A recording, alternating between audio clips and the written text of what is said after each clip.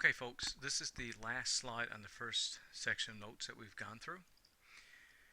So continuing, what I would like for you to do would be to try these questions, and then I'll review the answers with you.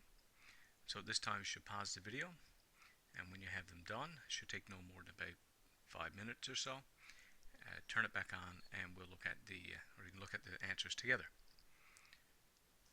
Okay, so let's assume now that you've went through the questions. 2B, it takes 42 seconds to travel 1.0 kilometer section of straight highway. If the truck is traveling with uniform motion, what is its speed? So the first thing you look back to is your velocity formula. Velocity equals distance divided by time, and you know your distance, and your distance is 1 kilometer, and that's stated here, and you know the time. So since it wasn't specified in the question what units to give the speed in, we'll just go ahead right now and do the speed in kilometers per second.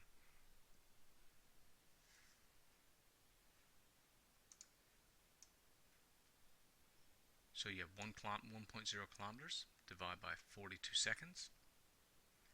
That would work out to 0.0238. Alright, so let's say you've had a chance now to do the questions, so we'll review it together.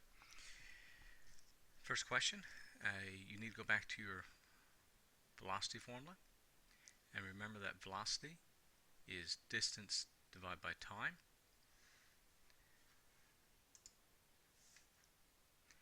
Your distance is 1 kilometer, so you were told that here in the question. Your time is 42 seconds.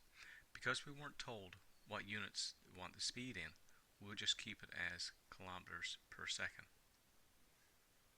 So fill in your numbers, 1.0 divided by 42. You get 0.0238. Now we have to write this as scientific notation. Move your decimal 2 places. You have to move your decimal 2 places, so behind the first digit, or non-zero digit. So because we moved it 2 places, that's why we have 2 here. And because we moved the decimal, when the decimal moves to the right, it's a negative. If the decimal had moved to the left, it's a positive. And don't forget your units at the end, kilometers per second. When we look down to our next question, we have a snowmobile rider traveled 12.8 kilometers in 48 minutes. What is the average speed in kilometers per hour? So we do have to do a conversion here. We have our distance correct, so we have the kilometers, but our time has to get changed to hours. So we have 48 minutes, we need to change that to hours. So the conversion for that is here. 48 minutes. Now, you need to get rid of minutes, so you would write minutes on the bottom. This is your conversion factor you're using there. The brackets, that's how we're going to convert it. So what we want to get rid of is minutes, so we're right in the bottom of our fraction. That has to go here. Now, what do we want? We want hours, so it has to go up top. Then you need to take a minute and think, what's the connection between hours and minutes?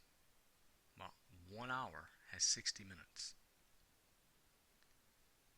Now, because we have that ratio worked out correctly, minutes will cancel, as I showed you on Friday. 48 times 1 divided by 60. It's 0.80 of an hour. Now we have our time in the unit that we need. We need it in hours.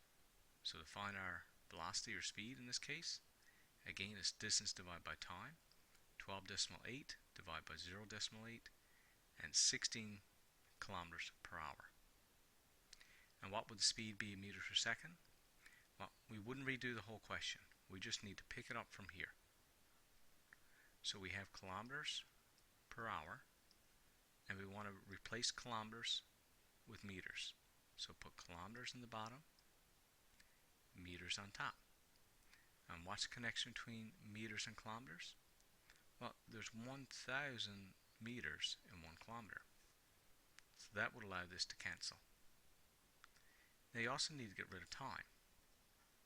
Well, or rewrite your time. You have hours on the bottom, put the hours on top. One on top, one on bottom, that's going to allow it to cancel. But you need seconds to appear in the denominator. See, the seconds are there. So connection between hours and seconds, in 1 hour, there are 3,600 seconds. So when you look over here, that's why this conversion was done, or how it was done. So your kilometers would cancel, and your hours would cancel. One on top, one on bottom. And what do you have remaining? Meters over seconds. So you've just worked the math out. 16 times 1,000, and then divide by 3,600. You have 4.4 meters per second.